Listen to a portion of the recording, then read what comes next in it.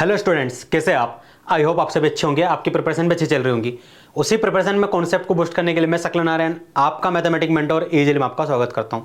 सो यहाँ पर हम वन शॉट सीरीज को कवर कर रहे थे। किसको कवर कर रहे थे? वन शॉट सीरीज को। अभी तक हमने क्या क्या पढ़ लिया था सर? हमने क्लास 12 एनसीईआरटी हम कवर कर रहे थे मैथमेटिक्स को। तो चैप्टर 1 हमने पढ़ा था रिलेशन एंड फंक्शन। फिर हमने चैप्टर 2 कंप्लीट किया था इनवर्स ट्रिग्नोमेट्रिक फंक्शन। और थर्ड चैप्टर जो हमने पढ़ा था वो था मैट्रिसेस या फिर मैट्रिक्स बोल सकते हो आप। एंड फोर्थ चैप्टर जो हमने कंप्लीट किया था वो क्या था? डिटरमिनेंट था। ठीक है, यहाँ तक की चीज़ें हो गई थी। फिफ्थ चैप्टर क्या आया था आपका सर? Continuity and differentiability. और 6 नंबर वाले चैप्टर में हमने एप्लीकेशन ऑफ डेरिवेटिव्स देखा था कि जो डिफरेंशिएशन रहते उसके रियल लाइफ एप्लीकेशन कैसे होते, फिजिक्स में ज़्यादातर यूज़ होता है ना ये, वो हमने देखा था। फिर हमने चैप्टर नंबर 7 देखा था क्या? इंटीग्रेशन। इंटीग्रेशन हमने सीखा था, इंटीग्रल चैप्टर था, चैप्टर का नाम था इंटीग्रल, और इंटीग्रेशन करना हमने वहाँ पर सीखा था। फिर हमने एप्लीकेशन ऑफ इंटीग्रल सीखा था कि इंटीग्रेशन की मदद से रियल लाइफ प्रॉब्लम जो रहती है, मतलब ज़्यादातर फिजिक्स की प्रॉब्लम वहाँ पर भी आती है, उसको कैसे सॉल्व करते हैं। फिर उसके बाद हमने क्या किया था सर? उसके बाद हमने डिफरेंशियल इक्वेशन कवर किया था। क्या किया था? Differential equation. वहाँ पर 2-3 मेथड थी जो मैंने आपको बताया था डिफरेंशियल इक्वेशन को फॉर्म करने की। उसके बाद हमने वेक्टर अलजेब्रा कवर किया था, चैप्टर नंबर 10 वेक्टर अलजेब्रा। फिर हमने जो चैप्टर पढ़ा था उसके बाद वो कौन सा था? वो हमारा था 3 डायमेंशनल जियोमेट्री, मतलब इसके जस्ट पहला वाला चैप्टर था 3 डायमेंशनल जियोमेट्री। आज हम कवर करेंगे हमारा लास्ट चैप्टर। कौन सा? Chapter number 12 probability. Chapter number 12 probability, मतलब वन शॉट सीरीज का आज लास्ट लेक्चर होने वाला है ना ये। सो स्टार्टिंग से लेके एंड तक प्लीज़ आपको जुड़े रहना, क्योंकि यहाँ पर हम ना सारी चीज़ें लगभग कवर करेंगे जो एनसीईआरटी में मेंशन है ना हमारे प्रोबेबिलिटी चैप्टर में। सो कुछ क्वेश्चन मैं यहाँ पर करवाऊँगा आपको, कॉन्सेप्ट समझाऊंगा है ना, प्रॉब्लम लेंगे हम यहाँ पर। और जो चीज़ें बच जाती प्रॉब्लम, जो क्योंकि सारी प्रॉब्लम तो मैं एनसीईआरटी की यहाँ पर सॉल्व नहीं कर सकता प्रोबेबिलिटी की, जो क्वेश्चन बच जाते उसको आप लोग अपने घर पर ट्राई कीजिएगा। और जो भी डाउट है ना प्लीज़ कमेंट सेक्शन में हमसे पूछेंगे आप, ठीक है? ये सारी बातें तो हो गई, अब आते हैं मेन टॉपिक पर। सो यहाँ पर हम पढ़ने वाले आज प्रोबेबिलिटी।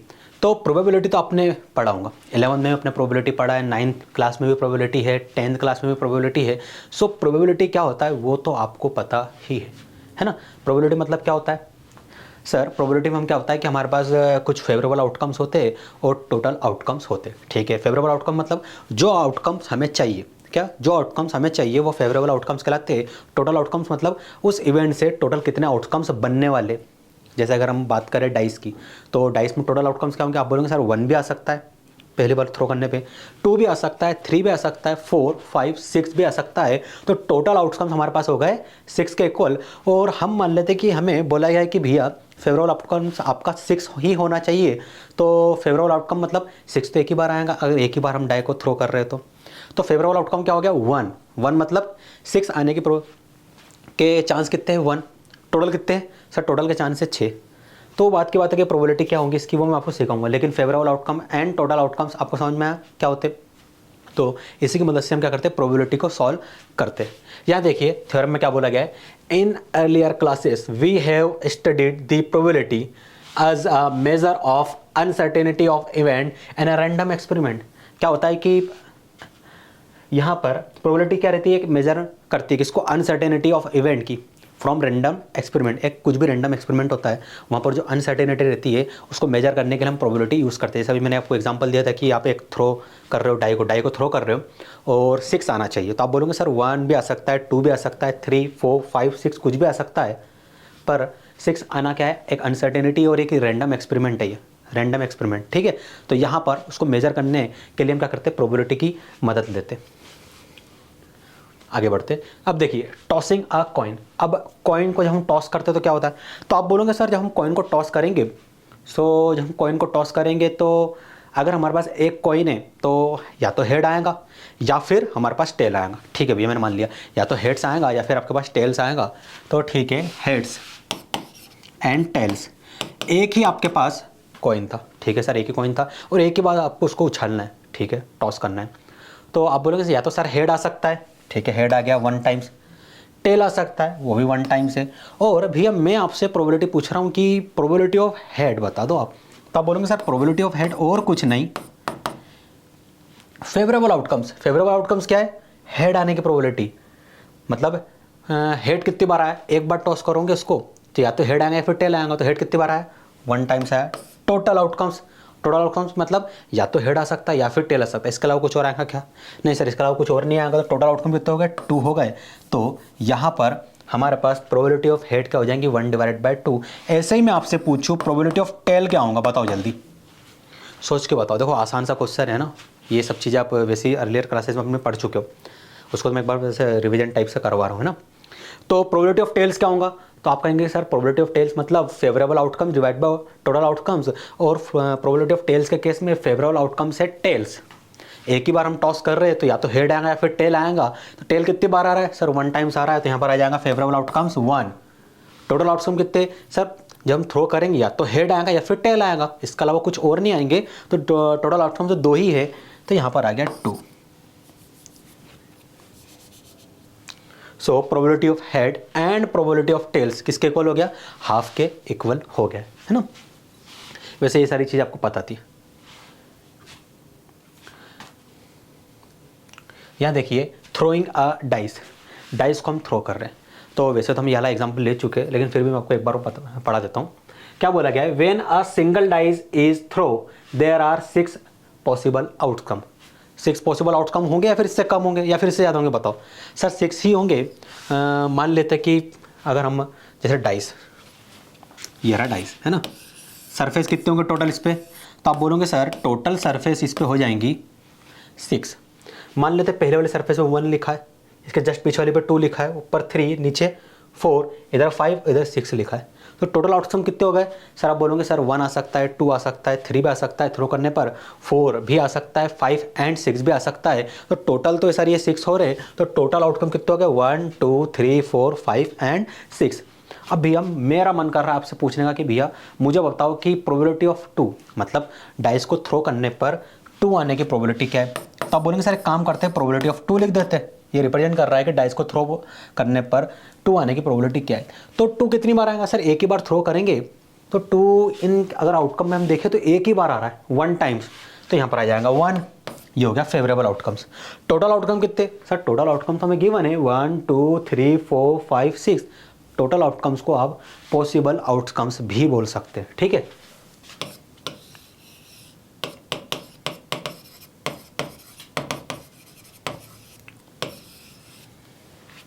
आया समझ में?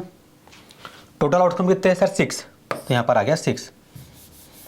सो प्रोबेबिलिटी ऑफ 2 कब? डाइस को थ्रो करने पर किसके इक्वल आ जाएंगी सर? 1/6 के इक्वल आ जाएंगी। ऐसे सर प्रोबेबिलिटी ऑफ यदि 4 की बात करो तो 4 भी भैया एक ही टाइम्स आ रहा है, और टोटल कितने? 6, तो 1/6 वो भी 1/6 के इक्वल ही होगा। क्या होगा? 1/6 के इक्वल ही होने वाला है, ठीक है। ये सारी चीज़ें मुझे पता आप लोग पढ़ चुके हो, अर्लियर क्लासेस में सारे एग्जाम्पल थे ना।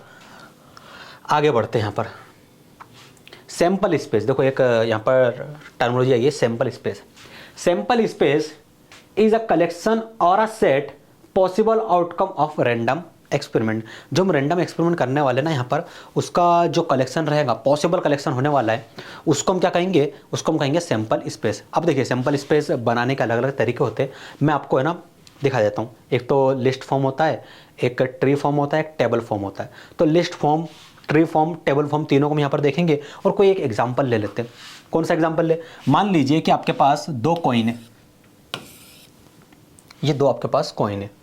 अब भैया मेरा मन कर रहा है कि इसके टोटल आउटकम्स आप बता दो। तो आप बोलोगे सर एक काम करते हैं ना, लिस्ट फॉर्म में लिख देते, लिस्ट फॉर्म में लिख देते, ठीक है भैया, लिखिए लिस्ट फॉर्म में। तो आप बोलेंगे सर 2 कॉइन्स हमारे पास, दोनों को एक साथ हम टॉस करेंगे। तो मान लेते हैं कि पहले वाले पे हेड आया, दूसरे वाले पे भी हेड आ गया, ठीक है। पहले पे हेड, दूसरे पे हेड। फिर एक बार और टॉस किया तो पहले पे हेड आया लेकिन दूसरे पे टेल आ गया। फिर एक बार और टॉस किया, सर इस बार दोनों पे टेल आ गए, ठीक है। और इस बार फिर हम टॉस करेंगे, सो सर पहले पे तो टेल आएगा लेकिन दूसरे पे हेड आ जा रहा है इस बार। क्या इसके अलावा कोई और पॉसिबिलिटी यहाँ पर होने वाली? बता दो मुझे। इसके अलावा और कोई आएंगी? नहीं सर, आप फिर से करेंगे तो फिर से रिपीटेशन हो जाएगा। तो टोटल आउटकम्स कितने मिले? 4 मिले। इसका मैंने एक सेट बना दिया। देखो ये लिस्ट फॉर्म क्या है? एक सेट है, सेट बना दिया। तो ये क्या कहलाएगा? Sample space. क्या कहलाएगा? सैंपल स्पेस कहलाएगा। टेबल फॉर्म से आपको बनाना सिखाता हूं मैं ना, टेबल फॉर्म से कैसे इसको फॉर्म करते हैं। टेबल फॉर्म,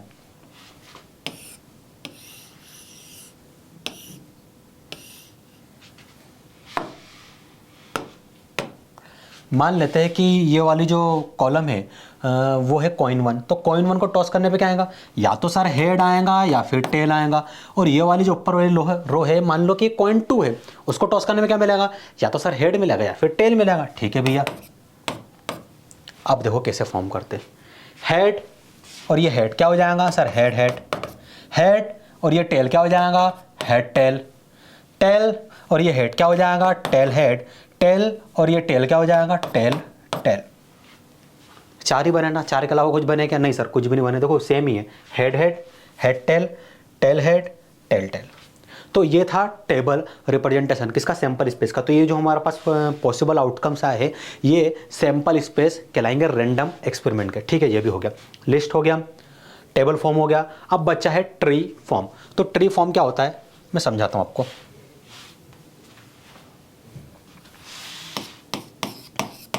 ट्री फॉर्म, तो आप बोलेंगे कि सर हमारे पास 2 कॉइन्स थे, हाँ भैया 2 कॉइन्स थे, तो दोनों को एक साथ हम टॉस कर देते हैं। तो मान लेते हैं कि पहले वाले पे हेड आ रहा है, दूसरे वाले पे टेल आ रहा है। ठीक है भैया, पहले वाले पे हेड आ गया आपके अकॉर्डिंग, दूसरे वाले पे क्या आ गया, टेल आ गया। ठीक है, ये आ गया। फिर क्या होगा, अब सर पहले वाले पे हेड आया है ये रहा, दूसरे वाले पे टेल आया। देखो ध्यान रखना, पहले पे हेड आया, दूसरे पे टेल आएगा। ठीक है, अब देखो इधर ध्यान रखो, पहले वाले पे हेड आएगा, फिक्स कर दो इसको, तो दूसरे पे क्या आ सकता है, या तो टेल आएगा या फिर हेड आएगा, या तो टेल या फिर हेड। तो आप बोलोगे या तो टेल आएगा या फिर हेड आएगा। अगर सर हम दूसरे वाले को फिक्स कर दे, दूसरे वाले में क्या है, टेल, तो पहले वाले पे क्या आ सकता है, या तो टेल या फिर हेड। तो आप बोलोगे या तो टेल आएगा या फिर हेड आएगा। ठीक है, अब देखो यहां से हम बनाते हैं, तो आप बोलोगे सर हेड टेल, पहले एक्सपेरिमेंट क्या जाएगा, हेड टेल, दूसरे में हेड हेड, थर्ड वाले में टेल टेल, फोर्थ में टेल हेड। तो ये 4 आपको पॉसिबल आउटकम्स मिले, तो ये क्या कहलाएंगे, आपके सैंपल स्पेस कहलाएंगे, यही कहलाएंगे आपके सैंपल स्पेस। भैया इतनी सी कहानी थी सैंपल स्पेस की। सैंपल स्पेस क्या होता है, sample space is a collection or a set possible outcome of a random experiment. जो रैंडम एक्सपेरिमेंट होने वाला है उसके जितने भी पॉसिबल आउटकम्स है उसको सेट के फॉर्म में लिख दो। अब जरूरी नहीं वो वाला सेट लिखना है, रोस्टर फॉर्म है ना, और सेट बिल्डर फॉर्म, इस तरीके से नहीं लिखना भाई आपको, लिस्ट फॉर्म। आपको सिंपल इस तरीके से एक, जैसे यहाँ पर हमने लिस्ट बनाई, यहाँ पर हमने क्या बनाया, टेबल बनाया, और यहाँ पर हमने ट्री बनाया, इस तरीके से लिख देना है, ये आपका सैंपल स्पेस बन जाएगा। ठीक है, ये कहानी भी हो गई। आगे बढ़ते, अब देखिए प्रोबेबिलिटी की है ना, यहाँ पर डेफिनेशन आने वाली है, डेफिनेशन तो हो गई, यहाँ पर फॉर्मूला आने वाला है। In general probability of an event happening is equal to number of ways it can happen divided by total number of outcomes. तो या तो इस तरीके से याद रखो, क्योंकि एनसीईआरटी में तो ये डेफिनेशन है, या फिर जो आपने अर्लियर क्लासेस में पढ़ा है, क्या पढ़ा है, प्रोबेबिलिटी इज इक्वल टू क्या होता है,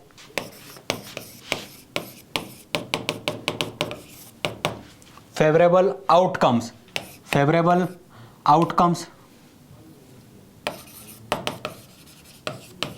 डिवाइडेड बाय टोटल आउटकम्स।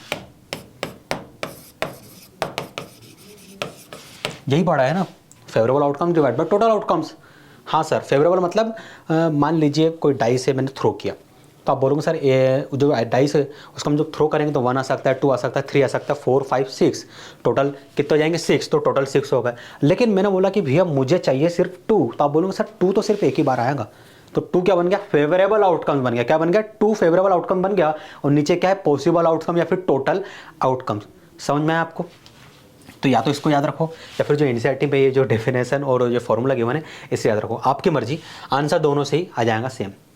यहाँ देखिए एक एनसीईआरटी का हमारे पास एक एग्जाम्पल है, एनसीईआरटी में मेंशन था, तो यहाँ देखिए क्या बोला गया, the chance of rolling a 4 with a die. मतलब जो हम डाई को रोल करते, थ्रो करते, तो उस पर चांस बताइए कि 4 अकर हो जाए, 4 आ जाए, सरफेस पे 4 आ जाए, तो क्या होगा। आप बोलोगे सर बहुत आसान सा क्वेश्चन है, यहाँ पर यदि हम डाई का केस ले ले तो सैंपल स्पेस क्या बनेगा, सैंपल स्पेस, ऐसे इससे लिख रहा हूँ, मेरा मन कर रहा है इसको सेट के फॉर्म में लिखने का, क्योंकि कलेक्शन होता है, लिख सकते हैं, हाँ बिल्कुल लिख सकते हैं। तो डाई को जब मैं थ्रो करूँगा तो क्या आएगा, आप बोलोगे सर 1 आ सकता है, ठीक है भैया 1 आ गया, सर 1 के अलावा 2 भी आ सकता है, ऐसे ही 3 4 5 या फिर 6, इन तीनों मतलब इन 6 में से कोई भी वैल्यू सरफेस पर आ सकती है, हमें थोड़ी पता क्या आएगा, फिक्स थोड़ी नहीं कुछ, इसमें से कोई आ सकती है। ठीक है भैया, सैंपल स्पेस बन गया। अब उन्होंने बोला chance of rolling 4 with a die, मतलब फेवरेबल केस क्या बन गया, तो या फिर पॉसिबल केस या फिर फेवरेबल केस क्या बोलोगे आप? सर 4 हमें सरफेस पे लाना है, तो इसमें 4 कितनी बार आया? सर 1 टाइम्स आया, तो 4 को अलग करके लिख लीजिए। नंबर ऑफ इवेंट कितने हैं इसमें? Sir number of possible event है 1 2 3 4 5 6, और नंबर ऑफ पॉसिबल इवेंट कितने हैं यहाँ पर? 1। अब आती है प्रोबेबिलिटी। प्रोबेबिलिटी क्या हो जाएंगी? आप बोलोगे सर फेवरेबल आउटकम कितना है? 1 डिवाइड बाय टोटल आउटकम, और टोटल आउटकम से 6। तो सर ये आ गई हमारे पास डाइस को थ्रो करने पर, है ना, डाइस के सरफेस पर क्या हो? 4 अकर हो। इसकी प्रोबेबिलिटी हमने निकाली 1 डिवाइड बाय 6 के इक्वल आएंगे। आसान क्वेश्चन था, इससे रिलेटेड प्रॉब्लम हमने आते से देख ली थी वैसे तो, है ना। तो कुछ बच्चों ने तो माइंड में सॉल्व कर लिया होगा कि हाँ 1 डिवाइड बाय 6 आने वाली है। आगे बढ़ते हैं। यहाँ से आपका क्लास 12 का जो है प्रोबेबिलिटी यहाँ से स्टार्ट होता है। समझिए क्या बोला गया है। चलो ये हम बाद में देखेंगे, मतलब पढ़ेंगे। एक आपको अच्छी सी कहानी सुनाता हूँ। क्या हुआ था कि आपने ऊँट देखी, मादा ऊँट जिसको हम कहते हैं ऊँटनी, है ना, समझ लेना ऊँटनी मतलब मादा ऊँट। तो ऊँटनी और उसका एक बच्चा जो था वो दोनों साथ में थे, कहीं एक जगह थी, नाम नहीं बताऊंगा अभी, मैं लास्ट में बताऊंगा उसका नाम। वहाँ पर वो दोनों खड़े थे।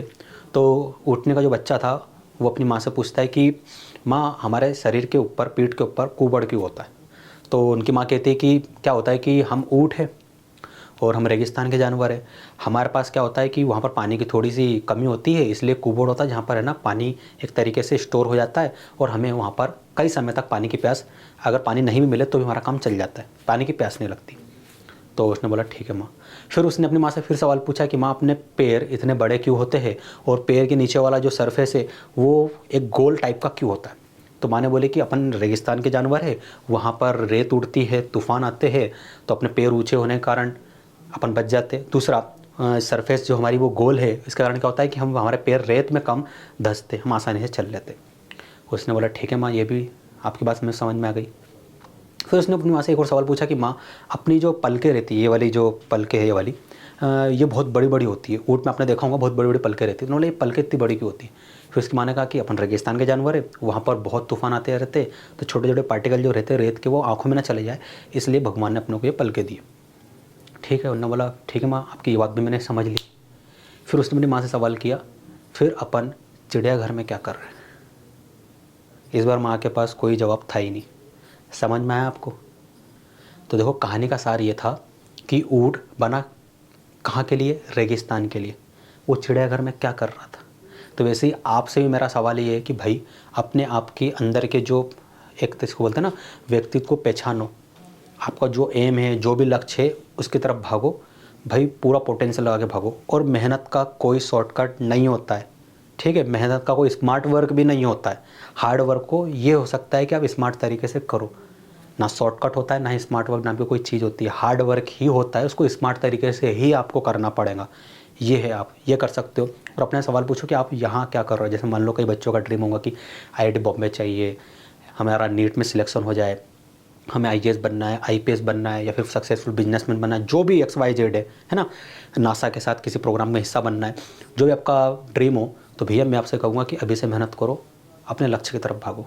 अपने आप सवाल करोगे आप यहाँ क्या कर रहे हो, आपको वहाँ होना चाहिए। अगर आपका ड्रीम है कि मुझे इसरो के साथ काम करना है, मुझे नासा के साथ काम करना है, मुझे DRDO के साथ काम करना है, या फिर XYZ कहीं भी मुझे काम करना है किसी भी बड़े ऑर्गेनाइजेशन या फिर खुद के लिए, तो भैया वहाँ तक पहुँचने के लिए अपना पूरा पोटेंशियल लगा दो। मेरा सवाल फिर यही होगा आप यहाँ क्या कर रहे हो? तो इसका जवाब मुझे कमेंट सेक्शन में आप लोग दोगे। ठीक है, ठीक है, ये सारी बातें तो हो गई। अब आते हैं कंडीशनल प्रोबेबिलिटी पर। Conditional probability is known as the possibility of an event or outcome happening based on the existence of previous event or outcome. Actually क्या होता है कंडीशनल प्रोबेबिलिटी, इस तरीके समझो कि एक प्रोबेबिलिटी तो है लेकिन वो किसी और इवेंट पर डिपेंड कर रही है। जैसे ये बोल सकते हैं कि हम दो आपके पास डाई है ना, आपने उसको थ्रो किया, मैंने कंडीशन लगा दी कि पहले डाई पर 1 आना चाहिए और फिर दूसरे डाई पर 2 आना चाहिए, उसकी प्रोबेबिलिटी बताओ। तो कंडीशन क्या होगी, पहले पे 1 आना चाहिए फिर दूसरे पे 2 आना चाहिए। तो ऐसा कोई एक्सपेरिमेंट होगा बीच में कभी ना कभी, जब इस पर 1 आएगा और इस पर 2 आएगा, वो प्रोबेबिलिटी हम फाइंड करेंगे। तो देखो ना, मुझे प्रोबेबिलिटी फाइंड करनी थी कि सेकंड वाले डाइस पर 2 आए लेकिन पहले वाले पर 1 आना चाहिए, तो मैंने कंडीशन लगा दी। तो ये जो डाइस की प्रोबेबिलिटी ये डिपेंड कर रही पहले वाले डाइस पर। तो ये जो इवेंट था सेकंड वाला इवेंट, ये फर्स्ट वाले इवेंट पर डिपेंड कर रहा है। ये चीज़ यहाँ पर लिखी हुई है, conditional probability is known as the possibility of an event or outcomes happening based on the existence of previous event or outcomes. It is calculated by multiplying. इसको कैलकुलेट कैसे करते हैं? मल्टीप्लाइंग की मदद से हम इसको कैलकुलेट करते हैं। अब यहां देखिए प्रोबेबिलिटी ऑफ E /F, कई बच्चे इस तरीके से पढ़ते होंगे, है ना? देखो इसको पढ़ते कैसे, probability of event E given that event F has happened, इस तरीके से इसको रीड किया जाता है। ठीक है, हाँ जैसा आप लोग अभी पढ़ रहे हो चल जाएगा काम, लेकिन पढ़ने का तरीका यही है इसका। Probability of event E given that event F has happened is equal to number of elementary event favourable to E intersection F। E intersection F मतलब भैया एक इवेंट E है, एक इवेंट F है, दोनों के इंटरसेक्शन मतलब कॉमन जो इवेंट बन रहा है उसको नंबर ऑफ एलिमेंट्री फेवरेबल आपको आउटकम यहाँ पर निकालने उसके, divide by number of elementary event which are favourable to F। तो यहाँ पर क्या हो जाएगा, n of E intersection F divided by n of F। अब मेरा मन कर रहा है कि इसको n ऑफ S से मैं डिवाइड कर दूँ, सैम्पल स्पेस से, टोटल पॉसिबल आउटकम से मैं इसको डिवाइड कर देता हूँ। ठीक है सर, हमने यहाँ पर इसको डिवाइड कर दिया, तो ये कुछ पहचान लग रहा है? हाँ सर, ये बन गया sir probability of E intersection F divide bye ये बन गया प्रोबेबिलिटी ऑफ F। तो probability of E given that event F happened किसके इक्वल हो जाएगा, probability of E intersection F divide by probability of F के इक्वल हो जाएगा। ये आपको फॉर्मूला याद रखना है, आगे इस पर बेस्ड क्वेश्चन आने वाले हैं ना। अब यहाँ पर कुछ इससे रिलेटेड प्रॉपर्टी है, देखते हैं। Let E and F be event of sample space S। E और F क्या है, सैंपल स्पेस से रिलेटेड एक इवेंट है of an experiment, then we have property 1। Property 1 आपके पास क्या गिवन है, probability of S, probability of event S given that F event happens is equal to probability of F given that F event happen is equal to 1। ये दोनों आपको given है। We know that probability of S given that F event happen किसके equal हो जाएगा, probability of S intersection F divide by probability of F। ये किसके equal है सर, ये प्रोबेबिलिटी ऑफ F के इक्वल है, और जो कि 1 के इक्वल है। 1 के इक्वल नहीं, दोनों कैंसिल ही कर दो, कैंसिल हो रहा है ना, क्या किसके इक्वल मिल गई, 1 के इक्वल मिल गई। सेकंड प्रॉपर्टी देखिए क्या बोला गया है, probability of E complement, probability of event E complement given that probability of event F happened किसके इक्वल हो जाएंगे, 1 minus probability of event E given that probability of 1 minus probability of event E given that event F happened के equal हो जाएंगे। कुल मिला के ये है कि मान लेते हैं कि आपको डाइस पर क्या चाहिए, 1 चाहिए, डाइस पे 1 चाहिए, मतलब 1 नहीं आने की प्रोबेबिलिटी आपको चाहिए। तो आप क्या करोगे सर, 1 नहीं आने की प्रोबेबिलिटी इक्वल हो जाएंगी 1 माइनस प्रोबेबिलिटी पर 1 मतलब डाइस पर 1 आने की प्रोबेबिलिटी, टोटल प्रोबेबिलिटी क्या होती है 1, उसमें से हम क्या करेंगे, डाइस पर 1 आने की प्रोबेबिलिटी को यदि सब्ट्रैक्ट कर देंगे तो जो प्रोबेबिलिटी बचेंगी वो क्या होगी, प्रोबेबिलिटी ऑफ डाइस 1 की 1 पर मतलब प्रोबेबिलिटी ऑफ डाइस जिस पर 1 ना आए। ठीक है, ये वाली प्रोबेबिलिटी बन जाएगी। तो ये इंपॉर्टेंट थ्योरम है, इसको आपको याद रखना है। यहाँ देखिए एक इनसेट का एक और एग्जांपल हमारे पास है। क्या बोला गया है, प्रोबेबिलिटी ऑफ इवेंट A किसके इक्वल है, 7 divide by 13 and probability of event B is equal to given है 9 डिवाइड बाय 13।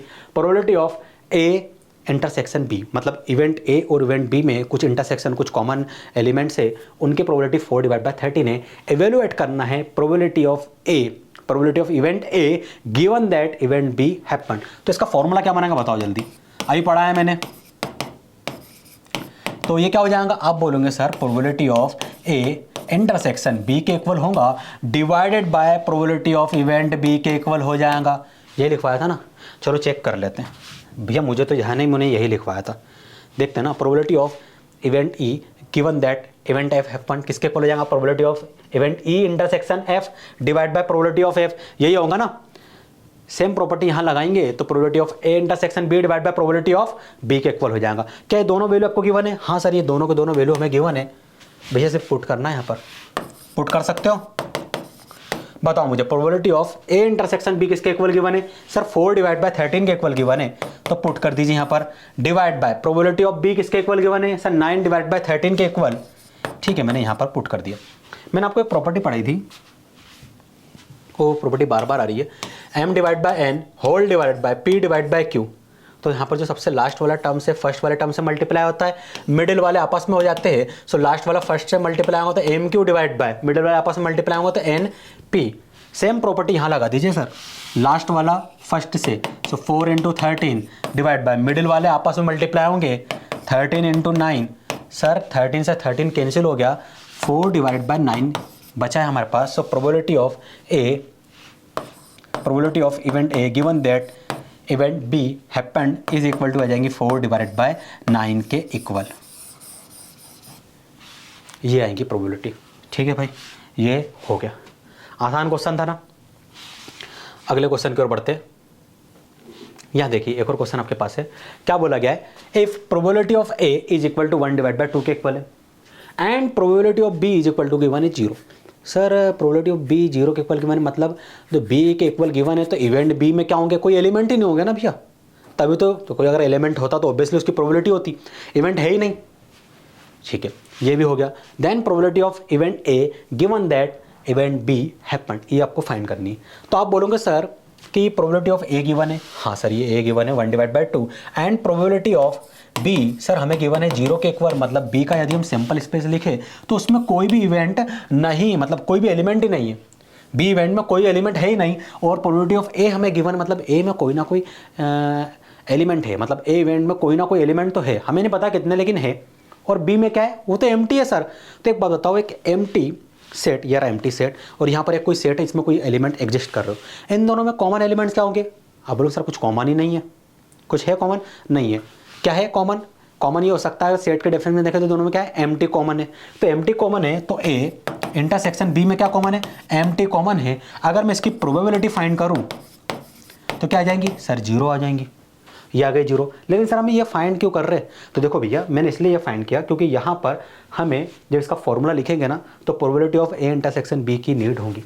चलो लिखते, probability of event A given that event B happened is equal to हो जाएगा probability of A intersection B divide by probability of B. Probability of B given है, हाँ sir 0 के equal given है, put कर दो। क्या probability of A intersection B given है, नहीं सर गिवन तो नहीं था लेकिन हमने फाइंड किया, इसलिए मैंने ये सारी प्रोसेस करवाई थी। किसके इक्वल आ गया सर 0 के इक्वल। सर क्या ये पॉसिबल है 0 डिवाइड बाय 0 यहाँ पे मिलेगा, हाँ भैया क्यों पॉसिबल नहीं है। अगर 0 डिवाइड बाय 0 मिल गया तो हमने कंटिन्यूटी डिफरेंशियल में पढ़ा था ना, ये क्या है नॉट डिफाइन वाला फॉर्म है कि नहीं है, इसको डिफाइन कर सकते हैं, नहीं सर नहीं कर सकते, तो ये बन गया नॉट डिफाइन। तो यहाँ कहीं देखो कोई ऑप्शन दिख रहा है क्या नॉट डिफाइंड टाइप का, हाँ सर ऑप्शन सी मैच हो रहा है पूरी तरीके से नॉट डिफाइंड तो नॉट डिफाइन आ जाएगा, ऑप्शन सी हमारा करेक्ट हो जाएगा। आया समझ में, आसान क्वेश्चन था ना, लग रहा था बस ऐसा कि हाँ नहीं बनेगा लेकिन क्वेश्चन आसान था, ये एनसीईआरटी का ही क्वेश्चन है। यहाँ देखिए एक नई थ्योरम है मल्टीप्लिकेशन थ्योरम ऑन प्रोबेबिलिटी। अब हम पढ़ेंगे मल्टीप्लिकेशन थ्योरम ऑन प्रोबेबिलिटी पर। यहाँ देखिए थ्योरम में क्या बोला गया है, let E and F be two events associated with sample space S. कोई सैंपल स्पेस एस है, उसके हमने क्या करा कुछ एलिमेंट को अलग करके इवेंट बना दिया, एक को नाम दे दिया हमने ई और एक इवेंट को नाम दे दिया हमने एफ। ठीक है भैया, ये दो चीज हो गई। This set E intersection F, मतलब ई इंटरसेक्शन एफ मतलब ई इवेंट और एफ इवेंट के बीच के कुछ कॉमन एलिमेंट्स की बात हो रही है। Denote the event that both E and F occurred. E intersection भी मतलब वो सारे के सारे पॉसिबल आउटकम्स जो ई में भी है एंड एफ में भी है, यही चीज यहाँ पर इन्होंने लिखी है। In other word, E intersection F denote the simultaneous occurrence of the event E and F. The event E intersection F is also written as E into F. E intersection F को आप E into F भी लिख सकते हो। कई books में आपको इस तरीके से दिखाई देगा कि E intersection मतलब E into F, तो समझ जाना ये E intersection F को रिप्रेजेंट कर रहा है अगर प्रोबेबिलिटी में अगर ये आता है तो probability of E intersection F is equal to क्या हो जाएगा sir, probability of E into probability of event F given that event E happened. किसके इक्वल हो जाएगा, probability of E intersection F किसके इक्वल हो जाएगा सर, ये हो जाएगा probability of E into probability of event F given that event E happened के इक्वल हो जाएगा। ठीक है, इस पर बेस्ड कुछ क्वेश्चन गिवन होंगे, उसे करते हैं। देखिए क्वेश्चन क्या गिवन है आपको, an urn contain 10 blocks, sorry block नहीं 10 ब्लैक्स एंड 5 वाइट बॉल्स। एक मान लीजिए घड़ा है ना, आप बोल सकते हैं, उसमें 10 ब्लैक एंड 5 वाइट बॉल्स है, टोटल कितने हो गई 15।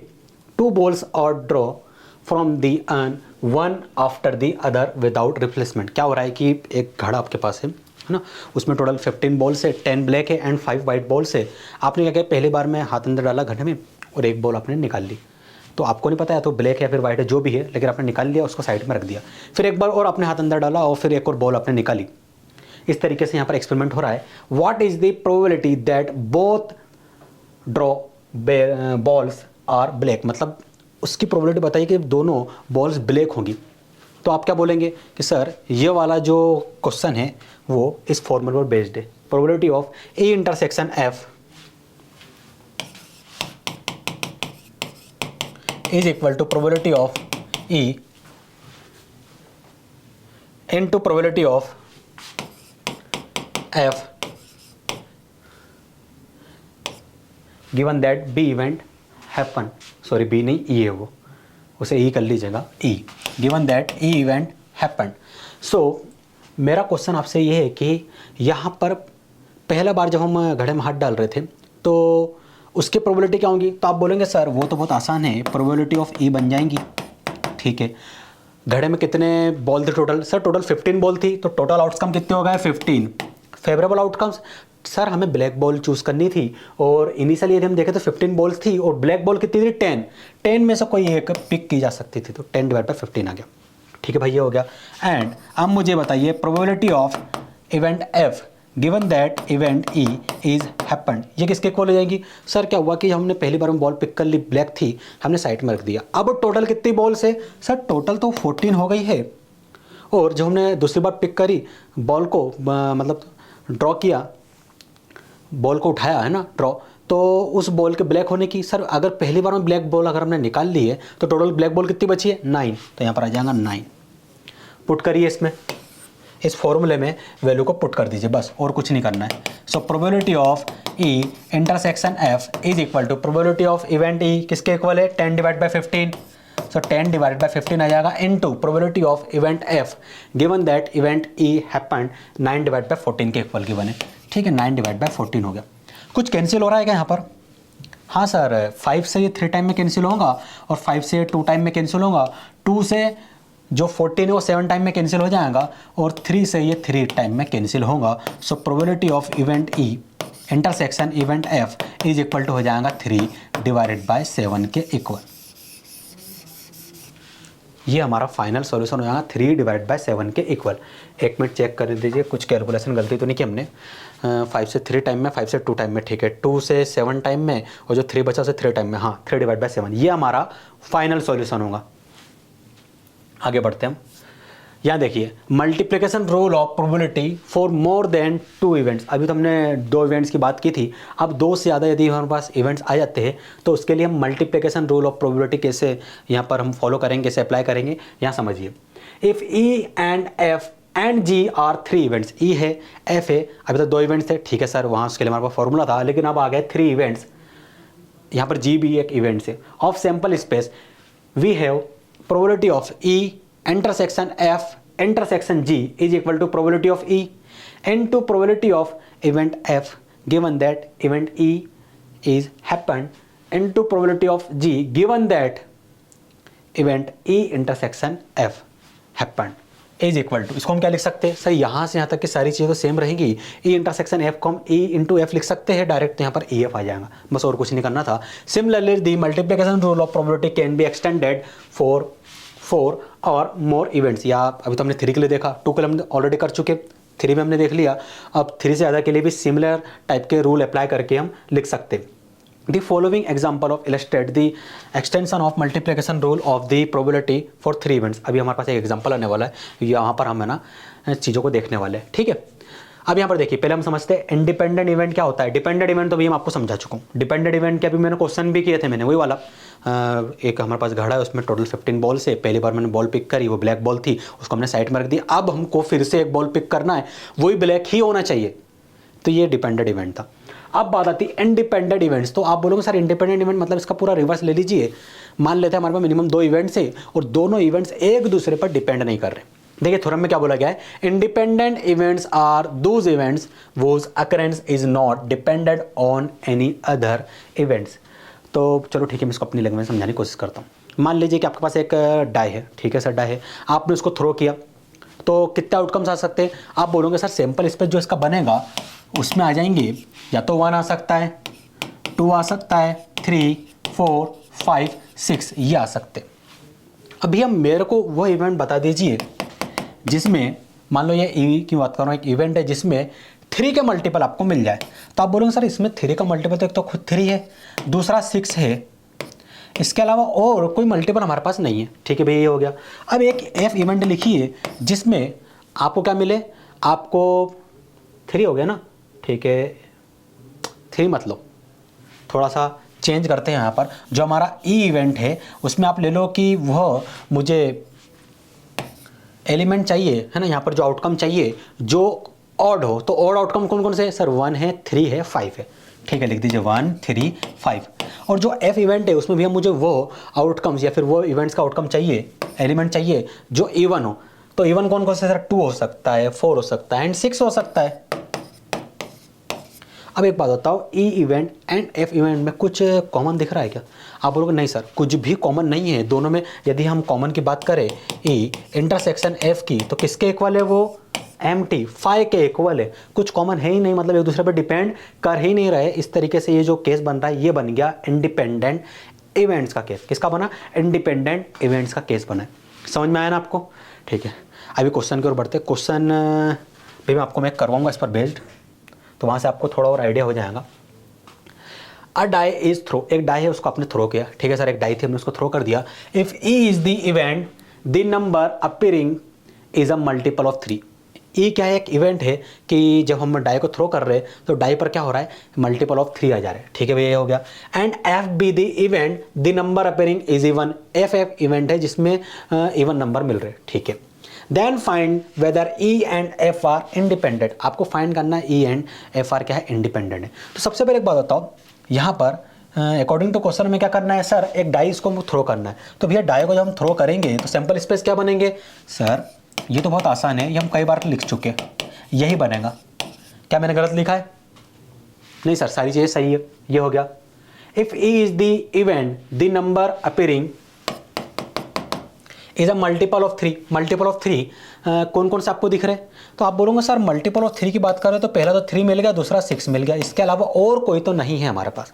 ठीक है, F be the event the number of appearing is even. तो अपीयरिंग इवन वाले कौन कौन से? तो आप बोलोगे सर 2 है, 4 है, 6 है, इसके अलावा और कोई भी नहीं है। The number of appearing is even. ठीक है, then find whether E and F are independent. तो मुझे एक बात बताओ, ई इंटरसेक्शन एफ मतलब ई और एफ में कुछ कॉमन दिख रहा है क्या? हाँ सर, कॉमन तो हमें दिख रहा है, वो है 6। इसके अलावा कुछ और कॉमन है? नहीं सर, 6 कॉमन है, तो यहाँ पर आ गया 6। ठीक है, हमने 6 लिख दिया, ये हो गया। अब फॉर्मूला क्या हो जाएगा sir, probability of E intersection F is equal to probability of E into probability of F. So probability of E intersection F क्या हो जाएगा? तो आप बोलोगे sir probability of E intersection F is equal to हो जाएगा, यहां से देखते हैं, favourable outcomes E intersection F में फेवरेबल आउटकम्स क्या है, 6 मतलब 1, तो यहां पर आ जाएगा 1 डिवाइड बाय टोटल आउटकम्स। तो टोटल आउटकम कहाँ है सर, ये रहे, वो है टोटल 6, तो यहां पर आप लिखोगे 6। सो probability of E intersection F किसके इक्वल हो गया, 1 डिवाइड बाय 6 के इक्वल हो गया है। तो यहाँ पर जो हमारा फॉर्मूला था वहाँ पर हम लेफ्ट हैंड साइड में 1 डिवाइड बाय 6 लिख सकते। अब प्रोबेबिलिटी ऑफ ई मुझे फाइंड करके दो। आप कैसे फाइंड करोगे? आप बोलोगे सर प्रोबेबिलिटी ऑफ ई भी बहुत आसान है, यहाँ पर हम फाइंड कर सकते हैं probability of E favourable outcomes. तो ई इवेंट में फेवरेबल आउटकम क्या है सर, ई इवेंट की यदि बात करें तो फेवरेबल आउटकम कितने हैं, 2, तो यहाँ पर आ जाएगा 2। डिवाइड बाय टोटल आउटकम कितने sir, total outcome sample space के अकॉर्डिंग 6 है, तो यहाँ पर हम 6 को लिख देंगे। कैंसिल हो रहा है, हाँ सर 2 से कैंसिल हो जाएगा 3 टाइम में, so probability of E is equal to हो जाएगा 1 डिवाइड बाय 3 के इक्वल। अब फॉर्मूला में प्रोबेबिलिटी ऑफ ई की जगह 1 डिवाइड बाय 3 आप पुट कर दीजिए, into probability of F. Probability of F भी सेम मेथड से हम फॉलो करेंगे, मतलब फाइंड करेंगे। सो प्रोबेबिलिटी ऑफ एफ किसके इक्वल हो जाएगा सर, जो एफ इवेंट्स है वहाँ पर हमें फेवरेबल आउटकम्स मिलने वाले हैं। सो एफ इवेंट में कितने फेवरेबल आउटकम्स है सर, टोटल 3 आउटकम्स है, तो यहाँ पर आप पुट करेंगे 3 डिवाइड बाय टोटल आउटकम कितने सर, टोटल आउटकम्स हम सैंपल स्पेस से देखते हैं और सैंपल स्पेस के अकॉर्डिंग 6 टोटल आउटकम्स है, तो यहाँ पर आ जाएगा 6। कैंसिल हो रहा है कुछ, हाँ सर 3 से 2 टाइम में कैंसिल हो जाएगा। So probability of F is equal to हो जाएगा 1 डिवाइड बाय 2 के equal. So probability of F की जगह आप पुट कर दीजिए 1 divide by 2। So left hand side मिल गया 1 divide by 6, right hand side में भी न्यूमरेटर से मल्टीप्लाई होगा तो 1 आ जाएगा, एंड डिनोमिनेटर से मल्टीप्लाई होगा तो 6 आ जाएगा आपके पास। क्या इक्वल मिल रहा है, हाँ सर ये दोनों इक्वल मिल रहे हैं। हैंस प्रूफ दैट कि ये जो दोनों इवेंट है वो क्या है, इंडिपेंडेंट है। ई और एफ क्या है, तो हमने क्या कर दिया, प्रूफ कर दिया। आगे बढ़ते हैं ना हम, देखिए क्या बोला गया है, बायस थ्योरम। सो बायस थ्योरम को हम पढ़ते हैं। Bayes theorem describe the probability of occurrence of an event related to any condition. It is also considered for the case of conditional probability. Conditional probability ही है लेकिन थोड़ा सा हटके बताऊंगा ना, मैं एक्सप्लेन करूंगा इस प्रूफ फॉर्मूला को। Bayes theorem is also known as the formula probability of E subscript I, मतलब ई आई मतलब E1 हो सकता है, E2 हो सकता है, आई की वैल्यू कुछ भी हो सकती है, ठीक है, बहुत सारे इवेंट हो सकते हैं। तो probability of E subscript I event given that event A has happened is equal to probability of E I into probability of A given that E I has happened divided by summation. यहाँ पर ये जे है ना, जो जे वो 1 से लेके n तक जा रहा है। सर 1 से लेके n तक मतलब अरे कितने इवेंट है उस पर डिपेंड करेगा, कुल मिला के बस ये 1 इवेंट है, 2 इवेंट है, 3 इवेंट है, जितने भी इवेंट है उस पर डिपेंड करेगा। मैं आपको लिखना सिखाऊंगा, अगले जो क्वेश्चन आएगा ना उसमें आपको लिखना सिखाऊंगा मैं कैसे इसको फॉर्मूला को लिखना है। Probability of E subscript J into probability of event A given that event E subscript I happened. तो वैसे एक चीज़ और, यहाँ पर ये जे ना होके इसको आई कर दीजिए आप, है ना, ये आई कर दीजिए, यहाँ भी आई कर दीजिए। अब ठीक है ये। अब इस पर बेस्ड एक क्वेश्चन आने वाला है, उसमें ये फॉर्मूला को मैं अप्लाई करना सिखाऊंगा। यहाँ देखिए एक क्वेश्चन आपके पास है, a bag 1 contain 4 whites and 6 black balls. तो एक बैग हम बना लेते हैं क्योंकि ये क्वेश्चन थोड़ा सा ट्रिकी होने वाला है, तो यहाँ पर डेटा को लिख लेना ही ज़्यादा बेटर होगा। तो बैग 1 हमारे पास है जिसमें 4 वाइट एंड 6 ब्लैक बॉल है, ठीक है, 4 white and 6 black balls. While another bag 2 आपके पास है, तो अनदर बैग 2 आपके पास है। बैग 2 में क्या है, 4 वाइट एंड 3 ब्लैक बॉल्स है, ठीक है सर, ये भी हमने लिख दिया, हमारे पास ये डेटा आ गया। 1 ball is draw at random from one of the bag. कोई भी एक रैंडम बैग में से हम क्या कर रहे हैं, कोई एक बॉल को उठा ले रहे हैं, ठीक है, इतना भी हमें समझ में आ गया। And it is found to be black, और हम पाते हैं कि वो जो बॉल है वो ब्लैक है। Find the probability that it was draw from bag 1। इस प्रोबेबिलिटी को फाइंड करिए कि वो जो बैग है वो बैग 1 से ही वो बॉल को पिक किया गया हो। तो आप बोलेंगे सर वो वाले फॉर्मूले को यहाँ पर कैसे अप्लाई करेंगे, तो यहाँ देखिए, पहले तो इस फॉर्मूले को हम लिख लेते हैं।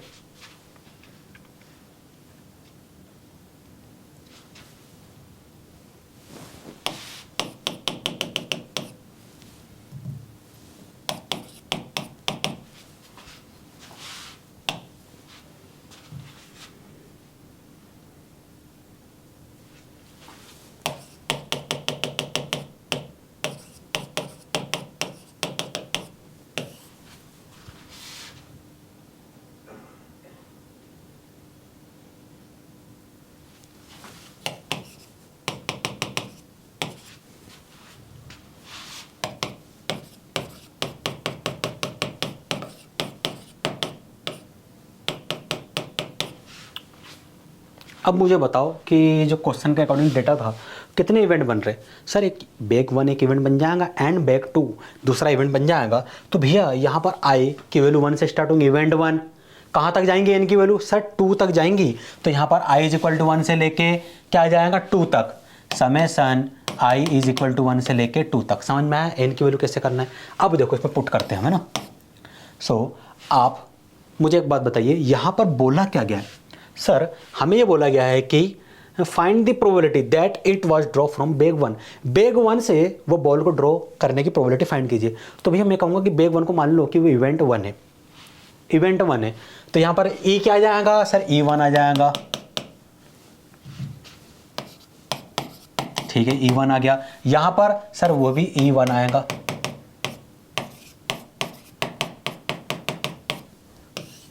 यहाँ पर सर आई की वैल्यू 1 से लेकर 2 तक पुट करनी है। समेशन मतलब सबसे पहले आई की वैल्यू 1 पुट कर दो। ठीक है पुट कर देते हैं।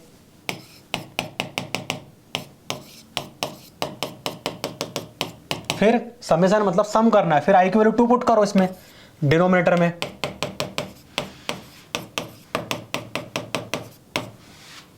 ये आ गई। ठीक है इतना हमने लिख दिया। अब मुझे बताओ यहां पर हम क्या करेंगे। सर सबसे पहले प्रोबेबिलिटी ऑफ E1 और यहाँ पर प्रोबेबिलिटी ऑफ E2 ये फाइंड कर लेते हैं। तो मुझे एक बात बताओ E1 E2 क्या है। सर E1 E2 दो इवेंट है। ठीक है दो इवेंट है। तो प्रोबेबिलिटी ऑफ E1 मतलब E1 को चूज करने की प्रोबेबिलिटी क्या हो जाएगी सर, फेवरेबल मतलब 1 ही आएगा, एक ही इवेंट, टोटल मतलब 2। So probability of E1 and probability of E2 is 1 divide by 2 के इक्वल हो जाएगा। तो यहाँ तो हमें एक मिनट, हाँ यहाँ पर तो हाफ आ जाएगा E1 की जगह, यहाँ पर भी E1 की जगह हाफ आएगा, इसे एज इट इज लिख रहने दीजिए। यहाँ पर भी E1 की जगह सॉरी E2 की जगह हाफ आ जाएगा। इतना हमें पता चल गया, इतना डेटा हमें निकल गया। अब probability of event A given that event E1 is happened. तो ये किसकी प्रोबेबिलिटी है, तो इधर वापस आओ। क्या बोला गया था कि हमें फाइंड करना है 1 ball is draw at a random from 1 of the bag. कोई भी एक बैग में से हम क्या कर रहे हैं, एक बॉल को पिक कर रहे हैं and it found to be black. Black होने की प्रोबेबिलिटी, तो जो ए डिवाइड बाई E1 क्या है कि E1 बैग से उस बॉल को जब हम पिक कर रहे हैं तो उसके ब्लैक होने की प्रोबेबिलिटी क्या हो जाएंगी। तो आप बोलेंगे probability of A given that event happened, ये किसके इक्वल हो जाएंगी, ये हो जाएंगी सर टोटल ब्लैक क्या थी, कितनी थी 4। टोटल ब्लैक मतलब फेवरेबल कितने आउटकम्स है। आप बोलोगे सर ब्लैक चाहिए तो ब्लैक तो 4 है और टोटल कितने हैं 10। तो ये हो जाएगा 2 से डिवाइड करने पर 2 डिवाइडेड बाय 5 किसके इक्वल हो जाएगा, 2 डिवाइड बाय 5 के इक्वल हो जाएगा।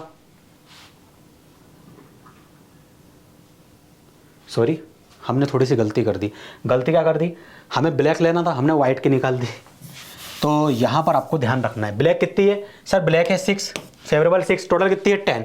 अब ठीक है 2 से 3 टाइम में, 2 से 5 टाइम में 3 डिवाइडेड बाय 5। छोटी छोटी चीज़ों को ध्यान रखना है वरना गलती हो जाएगी। So probability of A given that even happened is equal to हो जाएगा 3 डिवाइड बाय 5 के इक्वल, मतलब यहाँ पर आ जाएगा 3 डिवाइडेड बाय 5 और यहाँ पर आ जाएगा 3 डिवाइडेड बाय 5।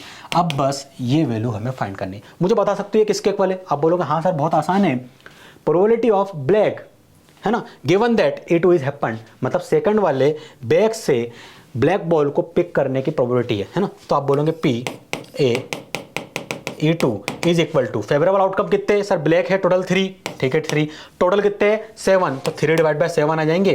तो यहाँ पर पुट कर दो 3 डिवाइड बाय 7, बस इसको सॉल्व करना है भाई। अब और कुछ नहीं बचा है, ये तो आप लोग कर सकते हो। यहाँ देखिए probability of E1 is equal to numerator multiply होगा 3 डिवाइड बाय 10 हो जाएगा, डिवाइडेड बाय यहां पर 3 डिवाइड बाय 10 प्लस यहां पर 3 डिवाइड बाय 14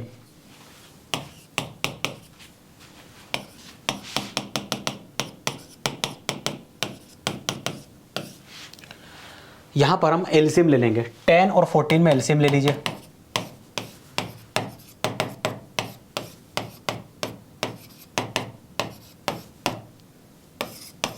ट्वेंटी आ जाएगा, नहीं 70 आएगा, 70 आएगा, ठीक है 70 आ जाएगा। तो यहाँ पर आ गया एलसीएम 70, 70 को 10 से डिवाइड करेंगे क्या मिलेगा 7, 7 3 से मल्टीप्लाई होगा 21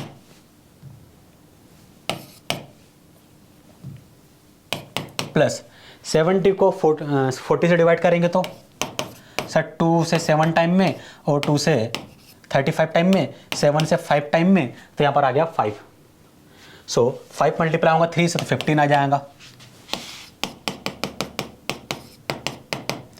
अब 3 divided by 10 whole divided by 21 और 15 ये हो जाएगा 6 3 36 divide by 70।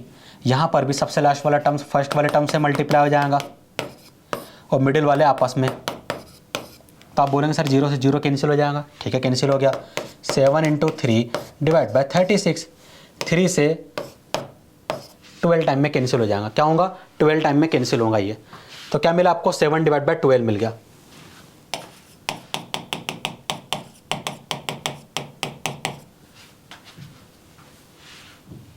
Seven divide by 12 के इक्वल मिल गया। तो ये आपका फाइनल सॉल्यूशन है भैया, है ना।